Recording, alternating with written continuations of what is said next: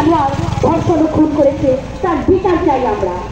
সারা দেশ আজ প্রতিবাদে সরব, সারা দেশের সাথে আমাদের কুমারঘাটে প্রত্যেক স্তরের মানুষ, শিক্ষক সমাজ, কর্মচারী, ছাত্র, যুব সমাজ, শ্রমিক, চিকিৎসা কর্মী, কৃষক, ক্লাব সদস্য, স্বেচ্ছাসেবী সংস্থার সদস্য সহ সমাজের সমস্ত পেশার মানুষ এহেন জঘন্য নিকৃষ্ট ঘটনার ধিক্কার জানাতে আমরা এক হয়েছি। আমরা নিন্দা জানাচ্ছি, আমরা তীব্র প্রতিবাদ করছি। আমরা দোষীদের শাস্তি চাই, ফাঁসি চাই, বিচার চাই।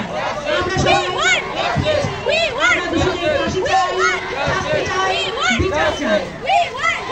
আজকের এই মিছিলে আমরা অভয়ার পরিবার পরিজনদের প্রতি গভীর সমবেদনা সহমর্মিতা জানাচ্ছি। আমরা দেখছি বিভিন্ন সময় বিভিন্ন অভিযানে